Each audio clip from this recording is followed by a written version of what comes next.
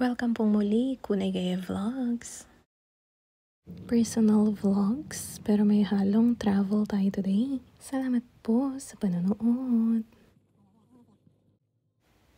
Early March 2024 po ito na trip to Tallinn, Estonia from Helsinki, Finland. 2 hours 15 minutes lang yung sa boat. Cruise ship siya na Eckerö Line. Mga second time pa lang namin sumakay doon papunta rin ng Tallinn. Ang sinakyan namin minsan with friends din. Ano naman, Tallink. Pero ito, Eckerö Line siya.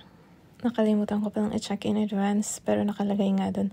Dapat 30 minutes before pag-alis, nandun ka na. I mean, nakaboard ka na dapat. Kami, 30 minutes, kararating lang namin. Nag-taxi na kami sa lagay na yan.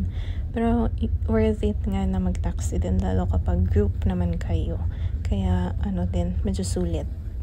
Online pala namin nabili yung ticket in advance, tapos hindi na rin na-check yung passport dito sa terminal. Medyo discounted na pala to, kasama siya nung nag-sale. So, tig 47 euros kami na 4. Round trip na yon and naka-sale siya. So, balikan. Papunta ng Estonia at pabalik ng Finland. Dahil late nga pala kaming nakapasok at wala nang upuan dun sa bar, nakaupo lang kami dun sa corridor. Tapos umakiting kami dyan sa deck para sa view. Icy ang waters, ganyan. At syempre malamig kasi mahangin. Tapos marami pang nagsusmoke kahit bawal naman. Ang alis nito from Helsinki, Finland, 9 AM. Nandun na kami sa Tallinn, Estonia ng 11:15 AM.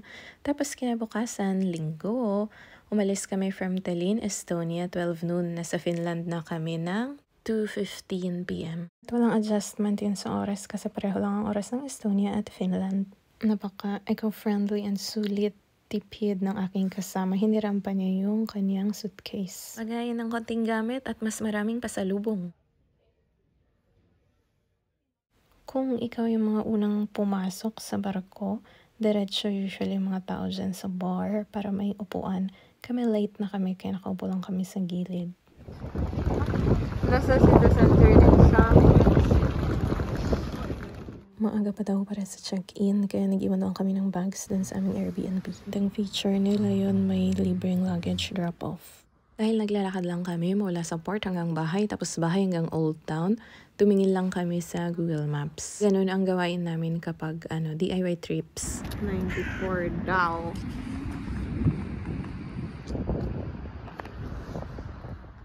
Yung mas payat na torre na yan, yung bluish green, tanaw yan nung nasa port pa kami. Shoutouts po tayo with links nasa description box.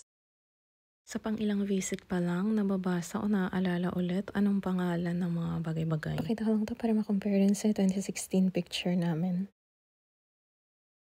Baka umulan nito nung gabi kaya may tubig. Sa paglilibot namin, marami ring mga turista, marami ring galing Finland at sa iba-ibang bansa. Pati sa may view deck, may mga Japanese din akong narinig, mga bata. Sa gate pa lang ng Old Town, dami ng pictures. First abroad travel since nag-Finland. Since dumating kami from Philippines. Yung ibang descriptions may ganyan, naka-Estonian, English, and Russian. Yung iba, lang siya, naka-Estonian and English naman yung ibang signs. Yung mga kasama namin sa trip na to, first time din nilang lumabas ng Finland. Since nag-abroad sila from Pinas to Finland para mag-work, ito rin yung first travel nila sa labas ng Finland. Kasi mas accessible, mas malapit, at mas mura. Pangatlong beses ko na ata to na bumalik ng Estonia. Laging may kasama. Siyempre nung una masaya din. And sa mga succeeding, laging may mga kasama na first time din nilang pumunta. Kaya parang lagi ka rin may nakikita na parang hindi mo napansin noon, mga ganun. Diba, picture, video, parang first time ulit. Tsaka ng mga first 2 visits ko noon, diba, wala naman akong YT, Jess. Marami din sa visitors dito sa Old Town, mga naglalakad lang din. Dito sa mga lumang gusali, lumang streets, mga ganun, maramihan ng pictures. Minsan in families sila. In families, magkakasama, mga group, mga ganun. Pero minsan meron din mga dumadaan na nakasasakyan. Hindi mo nga lang alam kung tour or private. Sabi nung kasama ko, kasi parang sa Vegan Ilocos Norte daw, isang street kasi sa Calle Crisolog. Dito naman buong town. So dito sa area na to ng Taline, maraming streets ang cobblestones. Simbahan ba lang nasa likod? Nung binabasa ko yung isang description dyan sa tabi, parang may pinatayo daw dyan na structure para i-celebrate yung anniversary ng isa nilang pinuno, o diba? Kaya pala bonggacious. Minsan picture lang kasi hindi mahilig magkape, char. Kainan lang mga flavor, char.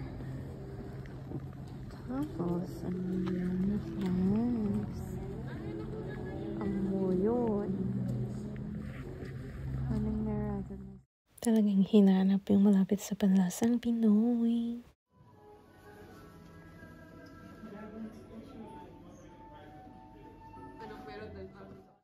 Oh, sarap yung mga ulam kaya may dagdag order ng rice.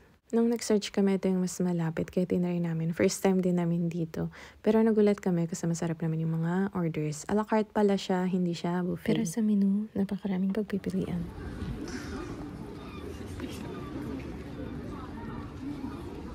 Buong araw namin dito maulap lang. Konting araw pero hindi naman umulan.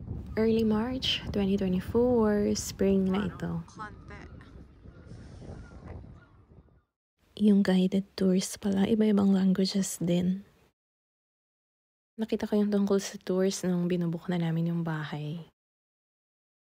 Since dumating, naglakad kami ng mga 5 to 6 hours. 4 to 5 p.m. na nung bumalik kami dun sa bahay kung saan namin iniwan yung mga gamit namin. Compared ngayon, yung isang travel namin dati dito sa Taline, hindi kami nag-overnight sa isang hotel. November 2021 pala yung last na travel namin dito with friends din. Tapos, dumating kami dyan ng morning, umalis din kami ng gabi, pabalik ng Finland. Day trip lang siya. Pero yung trip na ito may kasama na overnight. Para may rest, tapos kinabukasan ulit ng umaga, lakad na naman. Touristy siya, kaya maganda rin na may mga translation, diba? Tsaka hindi namin maintindihan yung mga salita nila. For yung mga naka-work na namin na nurses din na galing Estonia, marunong din sila mag-English, Estonian, Russian, ganon. Syempre, and Finnish.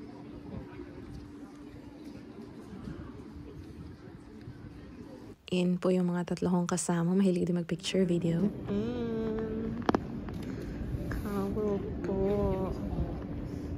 O diba, goals next, Vegan Ilocos Norte. Malayo kasi yun, kaya laging nade-delay pag uwi ng Pinas. Nung ibang visits pala namin noon dito, puno rin tong plaza or square nila ng mga shops and restaurants. Depende sa season. Di kita na sa live chat po. Pwede rin maglapag ng links. Harangs po para sa kita-kita. Sa mga mahilig din, nakiki-digital travel, meron din pa tayong konting playlist ng travel dito sa ating YT.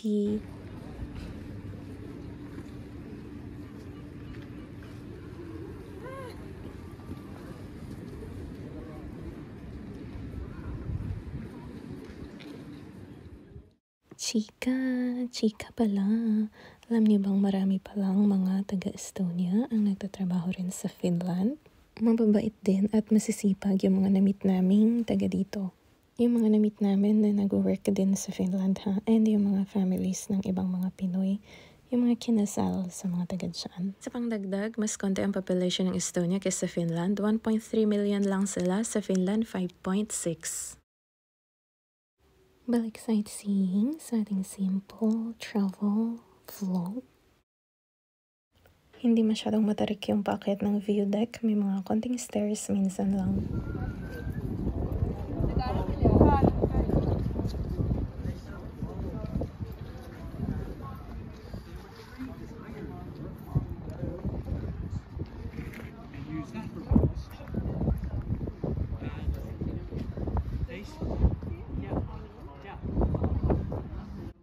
Ang pagkakaalala ko, nung unang stay namin ng 2016, isa siya dun sa mga lumang bahay dyan, yung mga pula, yung bubong.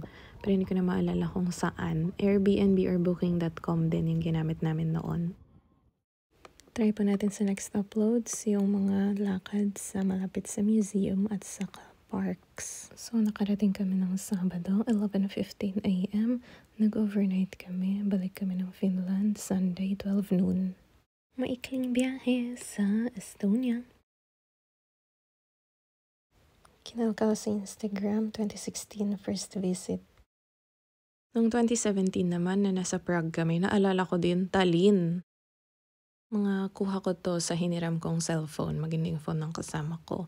Ito ay nung umakyat kami dun sa isa sa mga buildings. Prague ang puntahan kung gusto ng mga gantong sites.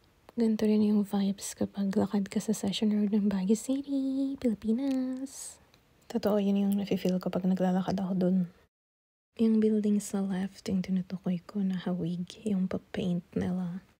Unang simba ko din sa Europe pero local language nila. Pansin ko pala noon maraming Koreans dito nag-photoshoot. 5 days ang biyahe namin dito nung nakatira pa kami sa probinsya dito sa Finland. I-request na days off. Part 2 ng aming morning hike before 6 AM kami naglalakad. Medyo magkakahawig yung mga old towns. Short video po siguro tong next natin para sa expenses and tour ng ating stay sa Tallinn, Estonia. And review ulit, yung expenses po ay divided sa 4 na tao kaya mas tipid din siya.